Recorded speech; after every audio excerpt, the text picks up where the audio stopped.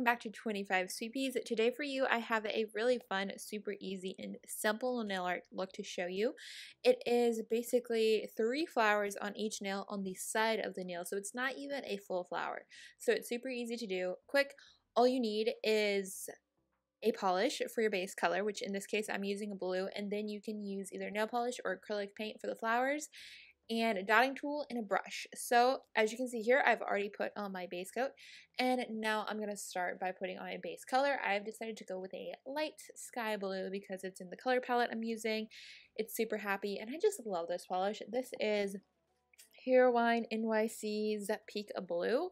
Like I think I've raved about in every video so far of this series, is that they have the best creams. They go on perfectly, if not in one coat, then in 2 coats. And they're just great. They last a long time on the nails too, which is like an added plus. And the brushes are like the wider brush, so it makes it really easy to apply and get a clean cuticle line. As you can see at the top there, it actually was really good today. So for the art, of course, you want to let your base color dry, and then you're going to move on to the flowers. So here I am using nail polish. However, I would suggest using acrylic paint for the art. It's just much easier to work with.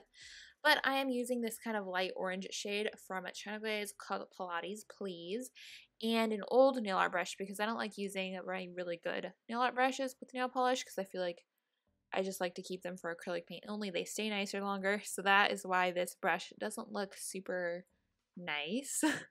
But it's because it's an older brush that I use for nail polish.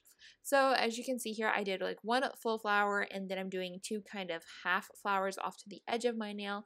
If you get it on the skin, don't worry about it. You can clean it up really easily, or you can wipe it off with your a finger from your other hand while it's still wet and you won't even know.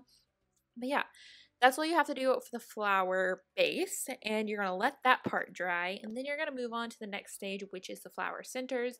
I'm going to use a yellow nail polish, a medium-sized dotting tool, and put a yellow dot in the middle of each flower.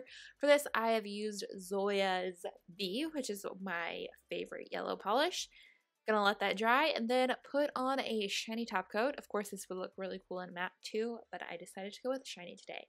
So here is the final look of this design. It's super fun, super happy, and it's really kind of simple, quick, and easy to do. So that is it. I hope you all enjoyed this. Thank you so much for watching, and I will see you guys back here for another new video tomorrow.